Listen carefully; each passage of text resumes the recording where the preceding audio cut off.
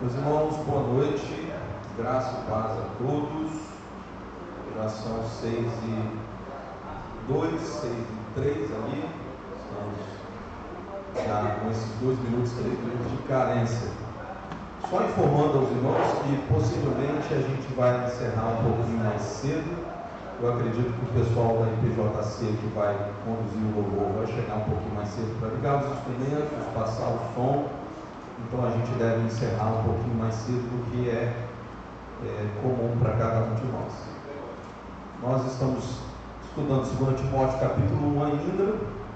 Como eu havia dito aos irmãos, a gente vai gastar aí uma sequência de 4 domingos, 4 estudos específicos no capítulo 1 até o verso 18 especificamente.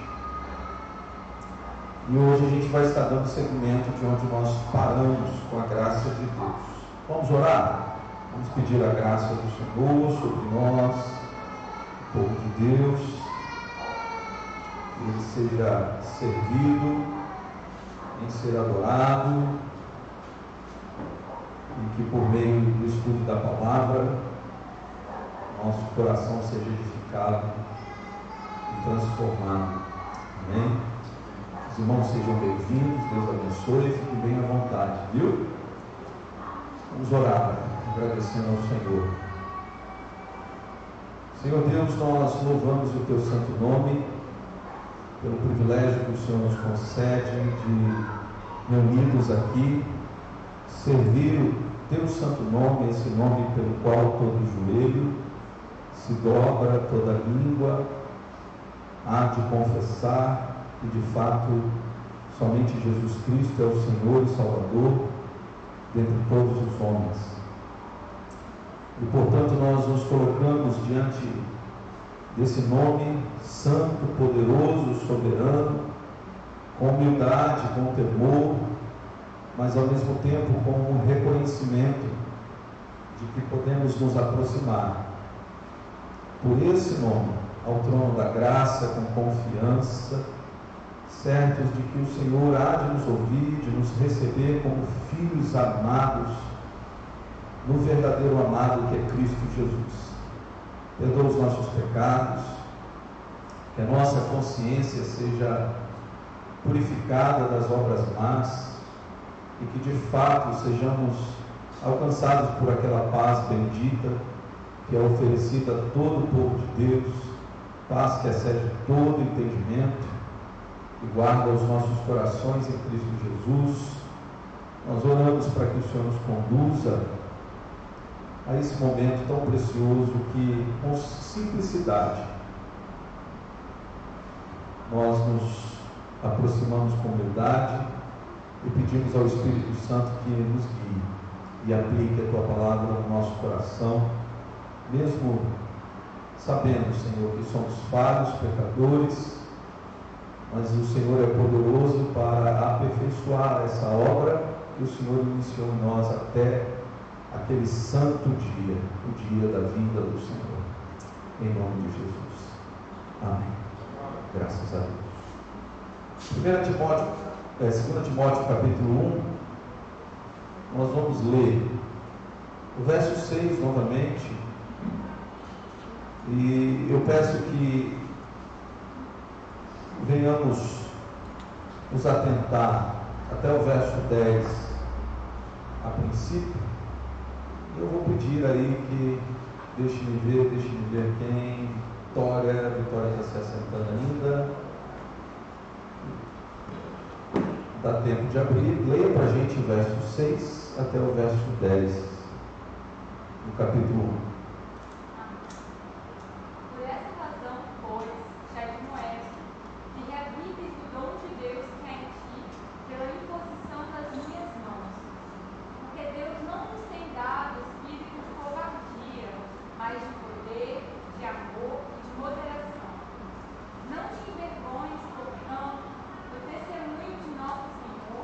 Nem do seu encarcerado, que sou eu. Pelo contrário, participa comigo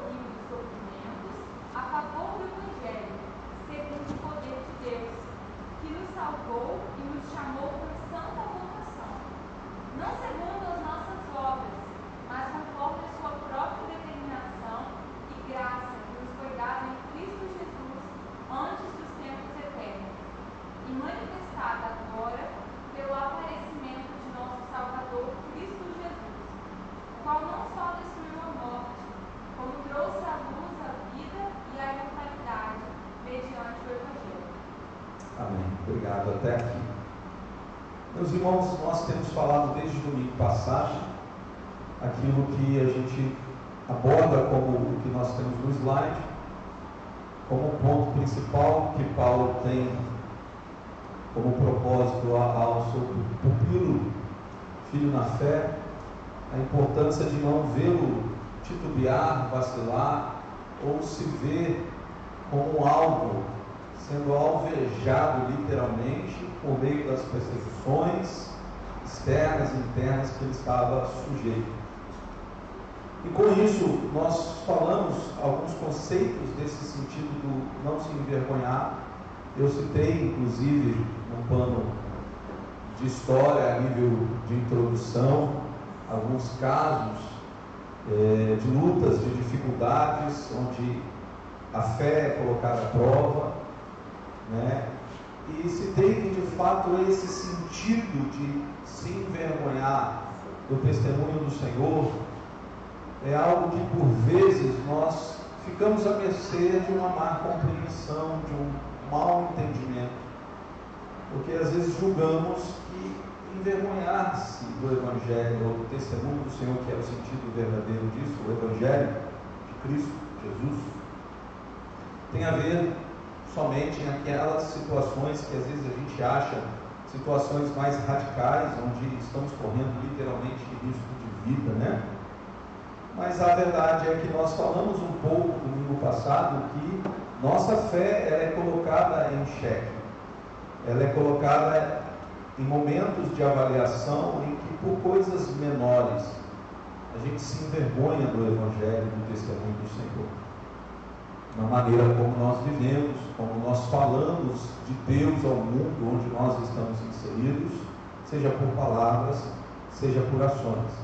Embora é importante a gente frisar aqui que o texto em si ele não visa o estado de perfeição requerido para Timóteo, como também para cada um de nós, porque essa palavra perfeição é algo que todos nós jamais iremos conseguir experimentar.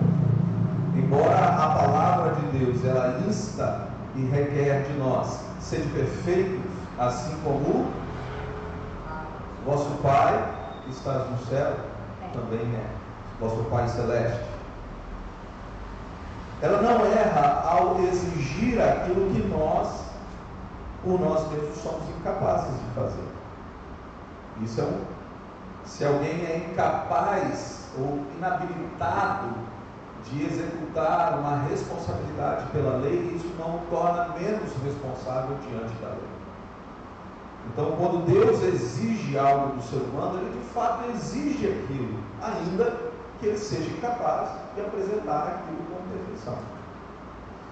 Mas nós sabemos que há uma promessa que essa perfeição ela vai ser concluída. Não no nosso tempo, não na nossa forma, não no nosso esforço, mas vai ser concluída por aquele que é o perfeito, por aquele que foi perfeito em todas as suas obras, por aquele que foi o verdadeiro vencedor, que não cometeu pecado em nada do que ele fez. Este vencedor é aquele que aperfeiçoará no final esta obra em nós, a obra que um dia ele começou. Então, quando nós olhamos um texto como esse, e às vezes nós somos confrontados, eu sou, e acredito que você também, nós não podemos correr o risco de olhar para nós numa visão introspectiva exigindo de nós perfeição frente à realidade daquilo que a palavra exige. Porque nós vamos nos frustrar. Porque nós vamos olhar e de fato na nossa vida, por vezes, nos envergonhamos de Cristo. Ou envergonhamos a Cristo.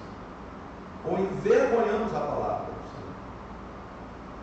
Mas o entender isso, como esta preocupação de Paulo como um pai espiritual para Timóteo, preservá-lo de vacilar, preservá-lo de algumas quedas, preservá-lo do ambiente em que ele estava inserido, de se ver fraquejando, talvez aquilo que nós já falamos, com a ideia de que todo mundo me abandonou, todo mundo me deixou, somente Marcos, somente Lucas e Onesíforo permaneceu comigo, a ideia de que também Timóteo não seja como esses demais, que estiveram ao lado de Paulo em prol do Evangelho, mas chegou um momento, o abandonou.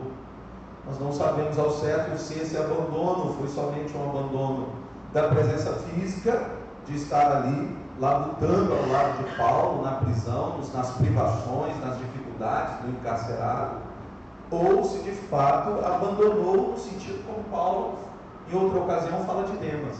Mas ali de Demas ele fala de forma muito específica, né? Amou o presente mundo e me abandonou. Então é importante, quando a gente é confrontado dessa forma, e a gente se vê se envergonhando do testemunho do Senhor, envergonhando a palavra de Deus, ir a Cristo em arrependimento, ir àquele que é o perfeito, que vai nos aperfeiçoar dia a dia. Então vejam bem, isso eu falo aqui, irmãos, não para querer dizer a vocês que o que eu estou dizendo é como naquele sentido de que daqui fala alguém que exige perfeição porque eu falo muito bonito a respeito disso. Não, eu sou um miserável pecador como você, que é também confrontado por essas mesmas verdades, mas entendo que é para Cristo em quem eu tenho que me agarrar. Lembremos daquilo que o próprio Salvador disse: todos os pecados contra o Filho do Homem serão o quê? Perdoados. Mas o pecado contra o Espírito Santo, esse jamais terá perdão, tanto aqui quanto na vida. Então isso é interessante, irmãos, porque às vezes a gente se vê, eu quero falar, me gastar um pouquinho nisso. Como eu disse para vocês, não há uma corrida aqui, mas há uma importância da gente refletir sobre um tema importante como esse, onde nossa fé é questionada dia após dia, nossos princípios cristãos no mundo onde nós estamos inseridos estão sendo questionados, nossos valores, nossas decisões, nossa resposta, nosso testemunho. É importante a gente falar sobre isso, porque quando a gente pensa nisso, às vezes tem momentos em que a gente pensa que os nossos pecados eles são tão grandes e demasiados que a nossa escolha é nos isolar de Deus, até mesmo da igreja, das pessoas. Mas Jesus disse: todos os pecados contra o Filho do Homem serão perdoados. Só o pecado contra o Espírito Santo. Então isso significa, eu quero até assim, embora eu tenha falado um pouco mais sobre isso no ano passado, eu quero falar rapidamente. Tem um filme que eu recomendo muito para os irmãos assistirem. Ele se chama Silêncio. Alguém já ouviu falar desse nome? É um filme sobre a história de dois padres em 1750, uma coisa assim, ou 1730, não me lembro a data exata, mas eu sei que é nesse período. E eles vão para a China visitar, inclusive, um padre que havia começado um trabalho missionário lá. Eu não vou contar a história toda, porque não é esse o meu propósito. E eles recebem a notícia de que ele tinha apostatado da fé, e a igreja tinha dito: ó, esquece dele. Mas eles falaram: não, ele discipulou a gente, acompanhou a gente, nós somos o que somos hoje por causa dele, nós vamos até lá. Era o padre Francisco e o padre Rodrigues, e eles foram para a China. E aí eles passam o pior tipo de sofrimento que vocês imaginam: escassez, fome, vivendo no meio de luta, vivendo de tudo. E é interessante que uma coisa me chamou muita atenção. O padre Rodrigues, vendo o sofrimento dos aldeões, dos camponeses, morrendo, sofrendo, de repente um grupo deles, um ancião, chegou perto dele e falou assim: os soldados haviam capturado ele e eles tinham que pisar na imagem de Maria lá e de Jesus, né? Quase aquela imagem a pietar, né? E aí é interessante que um dos camponeses viraram e disse: o que eu faço, padre? Piso ou não piso? E aí é interessante que ele veio e falou assim: pode pisar. Pode pisar. Porque é interessante, porque o padre tinha visto o testemunho daqueles aldeões, a vida deles como um todo. E essa simples fala é algo muito importante, porque ele está dizendo assim: pode pisar. Você não será rejeitado por Deus por pisar sobre a imagem. Deus vai continuar a aceitar você. O que eu quero dizer com isso?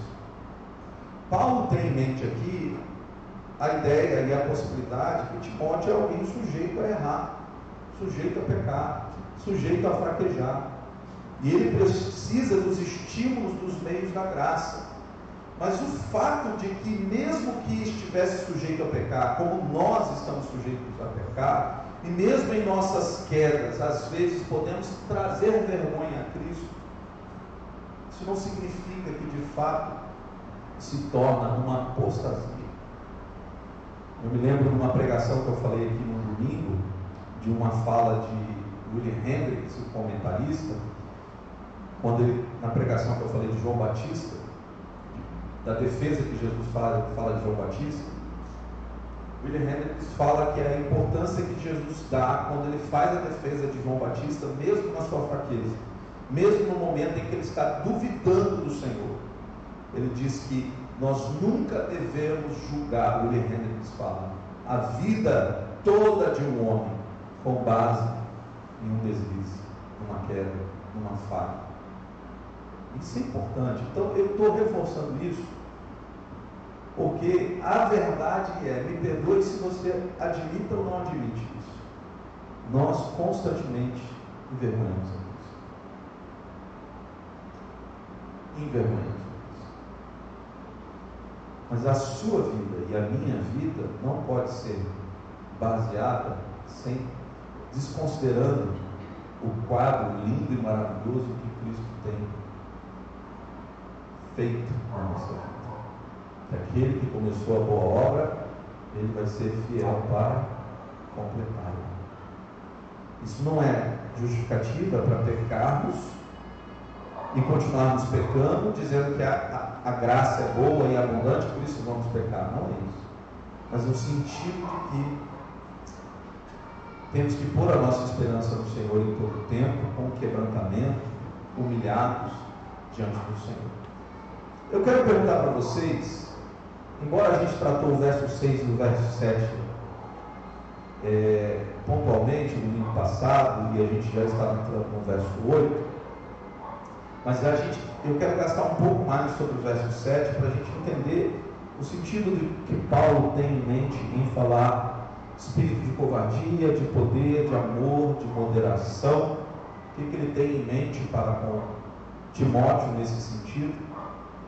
Mas eu queria perguntar para você, se aquilo que Paulo está falando no verso 6, sobre reavivar ou reacender o dom de Deus na vida de Timóteo, e a gente já falou sobre isso, que não é o sentido de que Timóteo estivesse apagado, como se ele precisasse de algo novo sendo acrescentado.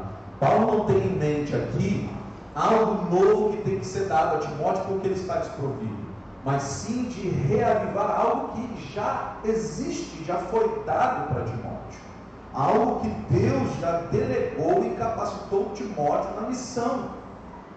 Aqui há uma divergência que nós falamos, que nós não podemos afirmar que esse é um dom exclusivo para presidir, para pregar o Evangelho, dado pela imposição pela mão dos presbitérios e da autoridade de Paulo, ou se talvez esse seja talvez um dom específico na carreira de Timóteo, que Paulo tem consciência, ou que Paulo foi parte da providência divina ao orar por Timóteo nesse sentido. Mas fato é, Timóteo é um evangelista, ele é um pregador do Evangelho, ele é um pastor, ele é alguém incumbido de instruir a igreja de Éfeso, e portanto, qualquer que tenha sido o dom permanente sobre Timóteo tem a ver com o ministério, com o pastoreio, com aquilo que ele tem para exercer, com aquilo que de fato Deus já o capacitou, porque o Deus que nos chama é o mesmo Deus que nos capacita para cumprir aquilo que Ele nos chama. Não há nada que Deus vai requerer de você ou de mim que Ele não vai te dar os meios para que você cumpra para aquilo que você foi chamado. Isso é fato. Isso é imprescindível no nosso entendimento. Mas se o termo dom tem a ver com carisma, que tem a ver com algo que é um dom da graça, é imerecido, não é pelo nosso esforço, não é nosso talento, profissionalismo, aptidão, né, capacidades acadêmicas, naturais. Se isso é dom da graça, qual é a maneira que você, hoje, na esfera onde você está inserido, na igreja, na sua vida, que você tem consciência do dom que Deus tem te dado? Penso eu que você tem. Se não tem, já abro aí uma oportunidade ao decorrer da semana. É uma boa oportunidade para a gente sentar, tomar um café e bater um papo sobre isso, para te auxiliar, caminharmos um pouco junto, para você entender um pouco mais sua vocação, a sua chamada no Senhor, como parte do corpo dessa igreja. Porque se você é parte do corpo da igreja, que é Cristo, e faz parte dessa igreja local, que é um ambiente que aponta para o verdadeiro corpo, que é Cristo Jesus, com certeza você tem uma vocação, com certeza você tem um dom, com certeza você tem algo a contribuir. Talvez você não entenda muito bem, e é por isso que nós, líderes, temos essa missão dada por Deus para sermos auxiliadores, pontes, pessoas que vão te auxiliar nesse processo de entendimento. Se é graça, qual é a nossa parcela de responsabilidade para reavivar esse dom? Vamos falar um pouquinho rapidinho? E aí? Se é algo da graça, o que é ou não é da economia do homem em sua responsabilidade particular lidar? Como, se é algo da graça, Paulo insta para que ele reavive. Como isso pode ser feito? Desenvolver o dom. A minha parte é essa pergunta? Se envolver com o próprio dom. Desenvolver. Tá, mas qual seria, em termos práticos, desenvolver? Para mim é buscar me aperfeiçoar. Ok. Se colocar a serviço, se colocar em movimento, né? Legal, muito bom. Mais alguém? Acho que pedir oportunidades a Deus para enxergar as necessidades de usar o dom e pedir para usar plenamente, né? Ok, legal, muito bom.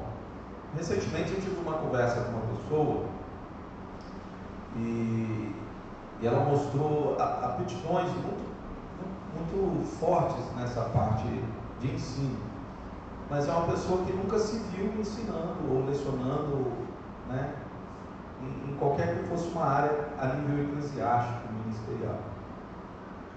E aí eu disse uma palavra a ela que para mim é muito importante, para mim, para minha esposa, para minha família. Eu entendo que no reino de Deus, no ambiente da igreja, existem muitas coisas que nós não carecemos de ficar orando ou esperando uma resposta de Deus para que a gente tome uma atitude para se colocar em serviço. Tem coisas que são muito claras. Por exemplo, eu desde os meus 15 anos de idade acho que toco violão, né? Eu acho que toco violão. Posso afirmar que eu toco violão, né? Mas eu acho que eu toco violão. Mas eu já, sempre por onde eu fui, passei, o violão estava comigo. Seja lá, secularmente, né? Seja depois, quando o Senhor me encontrou na minha adolescência e o violão permaneceu. Então, prontamente, era claro para mim que se eu desempenhava certa capacidade ou talento aqui, eu também posso desempenhar certa capacidade e talento também na igreja, no reino de Deus. Então isso é muito claro, é óbvio. Às vezes nós vivemos um período, quando a gente pensa a respeito de dom, a gente transforma ele tão a nível espiritual, que a gente espera o céu se abrir, o anjo descer com o rolo na mão, um anjo de olhos azuis e falar: bem-aventurado seja entre os homens, entre você, entre as mulheres. Esse é o dom que Deus tem na sua vida. Faça-o naquela igreja. Tem coisas que são muito naturais, são muito claras. Um exemplo: eu sou um pai e eu discipulo os meus filhos desde pequenos. Eu ensino a palavra, eu ensino a orar, eu ensino a lidar com algumas coisas na vida junto com a minha esposa. Aí eu poderia facilmente falar: eu não tenho jeito com criança, o meu jeito é no púlpito aqui, na pregação. Seria impróprio dizer isso, porque eu sou pai, porque eu educo uma criança, e os dons que Deus me dá como pai são muito mais excelentes daqueles que eu poderia desempenhar em outro ambiente, porque eu estou dizendo dos meus próprios filhos, que são herança do Senhor, que vão ter que ser ensinados para uma vida. Está vendo? Parece básico o que eu estou dizendo, mas na prática a gente coloca muitos empecilhos quando a gente pensa nessa questão de dom. Nossa, olha só que espiritual. Paulo colocou as mãos sobre Timóteo, e o dom veio sobre ele, e a gente espera que a coisa seja feita dessa forma, Pode falar, Vitória. Hoje a gente acha que tem que ser muito perfeito, ou muito bom, ou pelo menos acima da média, que as pessoas olhem e falam: nossa, você é tão bom nisso, mas nem sempre vai ser assim, Às vezes vai ser uma coisa mais comum. Sim. E uma outra coisa que a gente pode tender a achar é que dom espiritual tem a ver com aquilo que eu realizo dentro do ambiente das quatro paredes da igreja, aos domingos ou em dias de reunião comunitária, por exemplo. É um dom espiritual pregar, é um dom espiritual cantar. A Bíblia nem cita isso como dons, mas a gente entender dom espiritual como a obra do Espírito na nossa vida, a gente vai começar a olhar que desenvolver isso não está também atrelado ao ambiente da igreja, mas como você citou, está muito atrelado a todo ambiente, todo tipo de relacionamento que a gente tem no decorrer da nossa vida. Isso aí, o que a Stephanie está falando é algo extremamente importante. Em que sentido? A igreja, eu tenho falado isso muito, e parece que às vezes sou redundante, cansativo, e eu vou continuar sendo mais cansativo ainda. A igreja, ela é orgânica, e por ser orgânica significa que a reunião solene da igreja no culto público nada mais é, ou pelo menos assim deveria ser, do que uma expressão natural do que ela é dia a dia, semanalmente. E por ela ser o que ela se reúne coletivamente para prestar culto público diante do Senhor. Mas ela, diariamente, como pai, como profissional, com os irmãos, diariamente, em todas as esferas, ela é igreja, ela serve como igreja, ela serve dons espirituais, porque são dados pelo Espírito Santo, para que sejam administrados em todas as esferas. E isso culmina na nossa reunião pública e reflete na esfera e na própria qualidade do culto público que nós oferecemos. Uma igreja que não é orgânica, uma igreja que não se edifica mutuamente nesses serviços, nesses dons espirituais, quando ela se reúne publicamente para o culto ao Senhor, não há uniformidade. Não há. Isso é fato. Não há. E por isso que é desafiador construir esse entendimento da videira e não da treliça. A treliça é uma estrutura fundamental, ela precisa existir. A treliça é a estrutura da organização. Sem ela, nós não temos uma supervisão, uma prestação de contas, uma organização, uma sustentação. Mas ela não é a videira. E aí é interessante que a Vitória também agregou, porque quando a gente fala de frutos, ô irmão, o pessoal que já acompanhou a gente há alguns anos atrás, sabe muito bem, e na antiga casa em que nós morávamos, os irmãos até acompanhavam, Milton e tudo, nós tínhamos uma horta lá nos fundos. Eu achei que eu era um pouquinho de agricultor, mas aquele e o Kevin foram melhores agricultores do que eu, né? Lavradores. Eu era bom para deixar o meu cachorro voltar à origem natural da criação, né? Ele era um chau-chau e ele virou com dreads e tudo assim, natural. Eu era bom para fazer essas coisas. Mas aquele e o Kevin tiveram a experiência muito boa de lavrar. Nós tivemos uma horta muito produtiva, nós tivemos pomar, nós tivemos tudo quanto é tipo de hortaliças que você imaginar. Nós ficamos bons meses sem precisar fazer feira, sem comprar. E é interessante uma coisa, que o lavrador, e a Bíblia vai falar que ele aguarda ansiosamente os primeiros frutos, com alegria, que ele é digno de desfrutar dos primeiros frutos. Mas uma coisa é importante, nem sempre a terra, quando ela é lavrada a primeira vez, ela oferece, por melhor que seja a qualidade da semente, frutos na proporção que a gente espera. Às vezes você olhou lá, aquele tomate passando para lá e para cá, de repente o tomatinho, pô, aquela coisinha minúscula, né? Maracujá para cima e para baixo, um monte de flor de maracujá. Assim, nossa, vou encher uma saca de maracujá. Aí veio 4, 5 maracujá. E isso é interessante porque qual é o trabalho do lavrador? Cruzar os braços. Esse não é a minha vocação mesmo, está vendo? Não tem fruto suficiente, não. Ele tem que insistir na terra. Ele tem que adubar, ele tem que aguar, ele tem que colocar mais e mais meios em que a planta receba qualidade, em que ela possa ter nutriente suficiente. Ele tem que cuidar dos insetos, ele tem que cuidar da sustentação, dependendo daquilo que ele está plantando. E daqui a pouquinho que dava 4 maracujás, deu 10, daqui a pouquinho deu 20, dá 30. E é interessante que quando Cristo usa a expressão de salvação, de fruto a 30, 60 e 100 por 1, quando ele está dizendo isso, Cristo, a premissa propriamente do texto é a obra de salvação, que é a vida do crente. 30, 60 e 100. Ou seja, Deus começa uma obra, essa obra vai progredir até que ela vai ser perfeita, vai ser completa. Mas ele usa uma expressão de fruto, de lavrador.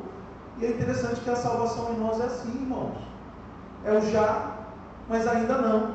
Já, pelo tribunal de Deus, espiritualmente, nós já estamos justificados, nós já estamos santificados, num estado já decidido da glorificação, mas nós ainda não experimentamos. O agora, experimentamos numa progressão. Marcos Nath, por favor. Ainda falando sobre dom e pessoa e dom, a gente percebe que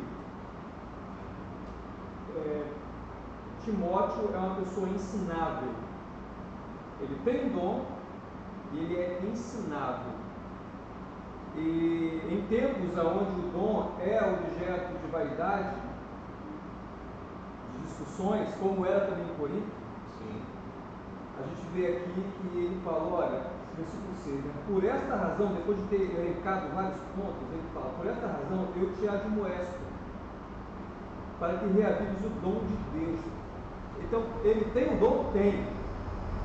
E ele é corrigido por Paulo, admoestado, encorajado a persistir dentro do campo da verdade?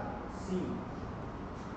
Então, você vê que há uma preocupação de alguém que já viveu bastante, que é Paulo, que se vê chegando com a sua morte, mas há também o Timóteo é esse cara que não é desleixado com a obra do Senhor, Embora possa parecer até em alguns momentos, alguns dizem, né, que ele fosse inexperiente, e talvez não fosse mesmo, mas Paulo vai falar aqui no finalzinho, né, manter o padrão. Manter o padrão, se mantém assim. Ou seja, ele tinha um papel. Mantenha o Quer padrão. que o selo de qualidade seja mantido ali. Mantenha. Reavive-se.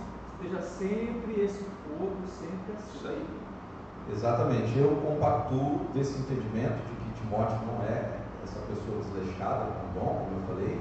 Não é algo novo a ser agregado, mas sim ser mantido na vida dele, aquilo que um dia ele recebeu, estava desempenhando, mas frente às lutas e dificuldades, ele poderia se ver pressionado em alguma ocasião, prejudicar a obra e o testemunho do Senhor. Nessa discussão sobre dom, eu acho que duas doutrinas saltam nos meus olhos que são muito interessantes. Uma delas é a perseverança dos santos, que a gente vai tratar como uma base da nossa fé, né? E para a teologia reformada e para os teólogos, persevera aquele que Deus preserva. Perfeito. Então, nesse sentido, a gente aponta para a atividade do dom como uma preservação de Deus. A todo momento, aquele dom que foi dado pelo Espírito é mantido pelo Espírito, mas aquele que recebeu é ativo, ele persevera, como a Keila trouxe, ele desenvolve. E só, rapidinho, falando da questão dos dons, num sentido geral, disso que você citou, né, de que todos nós fazemos parte do corpo, temos dons dados pelo Espírito, a gente pode se lembrar também do sacerdócio universal de todos os crentes, que a gente estava até falando sobre isso hoje, que é uma doutrina que nós, reformados, protestantes, gostamos muito de bater na tecla que nós temos. Mas na prática, a gente vai à igreja querendo só receber do pastor alguma coisa, só da música, alguma coisa. É o conceito medieval ainda da igreja. O clérigo provendo um ambiente de consumo, né? De quem vem, assiste e recebe. Exatamente. Muito bom. Então, esse entendimento é fundamental, porque, só para a gente concluir, de fato, o dom é de Deus, é da graça de Deus, mas nós temos essa responsabilidade. Nossa luta constante como cristãos diligentes é em relação à nossa obra para com Deus, em não diminuirmos a nossa marcha. Olha a qualidade do padrão. Os nossos passos nessa corrida que Deus nos chamou. Esse é o ponto. Sabe? Por isso nós precisamos ter uma consciência, fortalece os nossos joelhos vacilantes, para que a gente não perca o ritmo, não perca a marcha constante nessa corrida onde nós fomos inseridos. Verso 7 de novo, ele fala, né, sobre a questão do espírito de covardia, porque Deus não nos tem dado. Ele fala sobre reavivar o dom e ele afirma que um dos motivos pelo qual esse dom precisa também ser mantido, porque Deus não tem nos dado o espírito de covardia. Ou seja, ele é chamado a reavivar, mas Deus também tem nos dado algo, Deus tem concedido algo, Deus tem dado algo a Timóteo, mas não só a Timóteo, mas a todos os crentes. Eles são supridos, são nutridos da parte de Deus, da providência divina. Eles têm essa capacitação para desempenhar esse papel. Mas aí ele vai falar, porque Deus não nos tem dado o espírito de covardia, mas de poder, de amor e de moderação. Aí a gente falou um pouco sobre alguns comentaristas, e até a Stephanie citou agora há pouco de novo, divergem, e alguns falam que possivelmente Timóteo, por ter esse aspecto de indiferença, de timidez, né? Talvez do problema de saúde do estômago, das pressões, da questão de não desprezar a mocidade dele, tendo em vista talvez anciãos. A gente já viu em 1 Timóteo que alguns desses anciãos, né, homens mais velhos, não necessariamente eram aqueles presbíteros idôneos, mas eram anciãos que estavam inserindo também doutrinas erradas, né? E aí talvez essas coisas, alguns comentaristas têm essa inferência de achar que Timóteo poderia estar debaixo de um momento de opressão, de medo, de pavor, e por isso que Paulo está falando sobre isso. Eu vou deixar o Alan falar, e aí daqui a 5 minutos nós já vamos encerrar. E aí eu vou fazer minha conclusão sobre esse assunto. O Lucas pediu. Ah, tá, eu achei que fosse você. Desculpa, Lucas. Não, É que eu sou meio desarolho, tem hora, tá? Então é porque interessante no verso 7 é que em algumas traduções o Espírito está em maiúsculo. E outras minúsculas. O Espírito que Deus nos deu não é, no caso, eu acho que Paulo está dizendo aqui, no caso, não é encorajando Timóteo a ver o seguinte: o Espírito que no caso, que veio aos profetas do Antigo Testamento, o Espírito que veio sobre Jesus, o Espírito que ressuscitou Jesus dentre os mortos, dá esse poder para ele, de se engajar no ministério que Deus deu a ele. Ok. A gente falou isso domingo passado um pouquinho, e eu falei que existem comentaristas que divergem, né? Aliás, tradutores, inclusive, que alguns colocam espírito minúsculo e espírito maiúsculo. Aí nós concluímos de que, independente que seja uma referência ao Espírito de Deus ou uma referência ao Espírito humano, nós entendemos que é somente o Espírito de Deus que comunica o nosso espírito, né? Os meios que nós dependemos espirituais, né, para desempenhar esse fruto do Espírito, esses dons espirituais. Então, ou seja, entendemos que o Espírito comunica o nosso espírito, mas há uma relação de comunicação e uma relação também pessoal que nosso espírito, né, se envolve ali, nosso homem interior. Isso é importante. Agora, eu queria colocar um outro pensamento aqui que é importante. Não significa que o fato de Paulo estar dizendo isso a Timóteo, que Timóteo estivesse com medo, ou apavorado, ou talvez fraquejando para que Paulo escrevesse isso. Por quê? Porque se a gente pensar nessa linha, pressupõe da seguinte questão: se quando Paulo então fala de paz, pressupõe que existe então um ambiente de ódio, por isso Paulo está falando de paz. Se a gente for pensar dessa forma. Mas a verdade é que nós vamos olhar biblicamente que isso não vai comungar com aquilo que nós entendemos à luz das Sagradas Escrituras. Que não é porque necessariamente o oposto está presente que algo é pontuado. Mas existe um fator de encorajar, edificar e exortar. Até porque o próprio texto nos mostra aqui que além de covardia, ou medo, temor, ele vai falar de poder, amor e moderação. Então, se a gente fosse levar nesse pressuposto, nós entenderíamos que quando Paulo estivesse falando de amor, então ele pressupõe que em Timóteo haveria ódio. Quando Paulo vai falar então de moderação, ele pressupõe então que Timóteo estava vivendo desequilibradamente. Então existe esse pensamento, que é um pensamento lógico a respeito do texto. Então não significa necessariamente que Timóteo estava debaixo de medo, estava debaixo de conflito, ao ponto de talvez colocar em dúvida a sua fé, embora, por outro lado, entendamos que todos nós estamos sujeitos a isso, a esses pavores, a esses sentimentos, a essas lutas.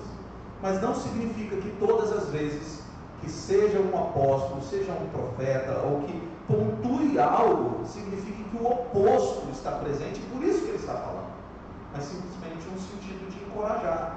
Tipo, por exemplo, Timóteo, veja a perseguição, veja aqueles que estão abandonando, veja tudo que está acontecendo em Éfeso, mas você tem, não esse medo que está aí fora, estou parafraseando, tá, irmãos? Na minha linguagem, mas você tem de Deus um espírito de poder, um espírito de amor, de moderação, de coragem. Esse espírito que guiou Jesus, que guiou os profetas no Antigo Testamento, né? Ele também está sobre você, está sobre todos os crentes. Ou seja, Deus, na sua providência, deu isso sobre todos os crentes. Ele confere poder aos crentes para enfrentarmos as mais diversas circunstâncias da nossa vida.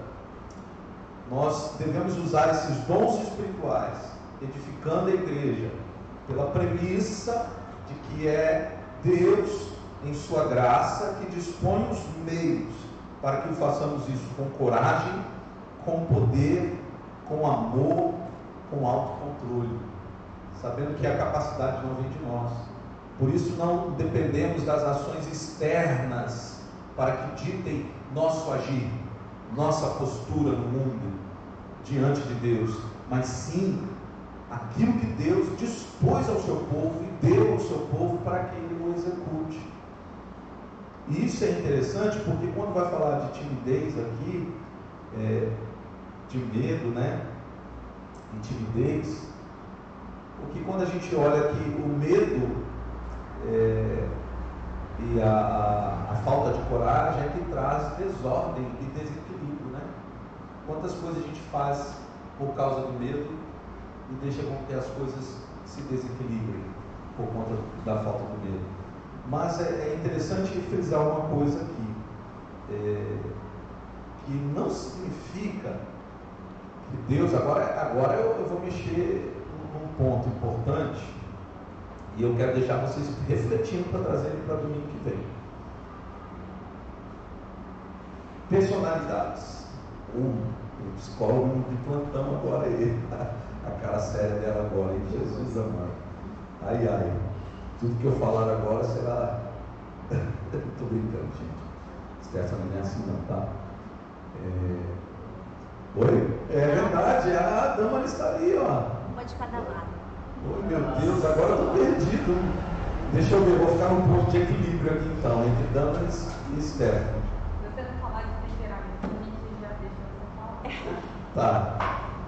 A gente tem às vezes aquele entendimento seguinte, que esse espírito de poder, de coragem, de amor, e o amor aqui tem a ver com o serviço aos outros, o valor aos outros e não o amor próprio, e moderação. A gente pensa que esse espírito de poder, que quebra essa timidez que a gente falou domingo passado, que é aquela coisa que nos breca de, em ousadia, cumprir a vontade de Deus em relação ao Evangelho, em relação àquilo que Deus tem nos chamado no mundo a fazer como testemunho.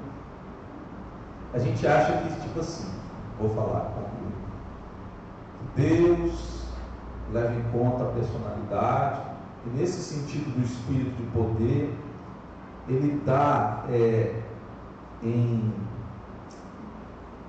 superficialmente ou gradativamente, proporcionalmente à personalidade da pessoa, de tal forma que, se eu sou uma pessoa muito tímida na minha personalidade, esse poder de Deus em mim vai respeitar a minha timidez. O texto no original não tem isso em mente. O texto está falando de uma energia produtiva, uma energia de ação da parte de Deus que põe em movimento, que faz a coisa acontecer, que faz. Então, o contexto aqui tem em mente de que não existe essa ideia assim, né, de Gabriela, eu nasci assim, vou viver assim, vou morrer assim, é o meu jeito. Existe o quê? Que Deus, no poder do Espírito Santo, aquilo que Ele confere aos seus, os capacita com coragem, ousadia, para cumprir aquilo que foi determinado.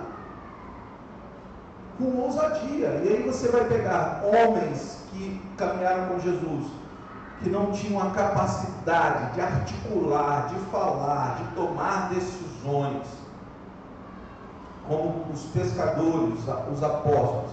E depois da descida do Espírito Santo sobre a vida deles, Jesus disse que eles seriam testemunhas. Eles estavam ali, na frente de multidões, articulando, falando, pregando, agindo, orando. Então, isso é uma coisa importante a se pensar, porque às vezes nós vivemos uma desculpa. Gente, eu estou estendendo um pouquinho, porque eu vi que ninguém de jardim da Guri chegou ainda não. Então estou chutando a bola, estou dando os toquinhos para frente devagarinho. Ok? Então isso é algo que eu quero que vocês pensem um pouquinho. E agora eu vou trazer o dever de casa para as duas psicólogas de plantão, Damaris e Stephanie. Vocês vão ter 5 minutinhos mais ou menos, cada uma, para falar um pouquinho sobre essa ideia de temperamentos e personalidades. Eu sei que as linhas são muito vastas aí, múltiplas, né? Mas trazer sobre aquilo que as Escrituras estão dizendo nesse texto, sobre a perspectiva desse poder do Espírito Santo, o poder do Espírito, que tem a ver com essa energia que bota em ação. É a mesma palavra que Paulo vai falar, que o mesmo poder que ressuscitou Jesus dentre os mortos, ou seja, é aquele poder que um corpo morto coloca ele de pé em vida, da inércia para uma ação. É isso que o grego está dizendo no original. É isso aí. Ok? Domingo que vem a gente descasca esse abacaxi. Ô Fred, só que não tem mais como se pode. Ó, os irmãos chegaram lá, ó. Eles vão passar o som. A minha amiga que veio, psicóloga. Então você vai estar domingo que vem? Se você tiver domingo que vem, 5 minutos para você também. Irmãos, Deus abençoe a todos.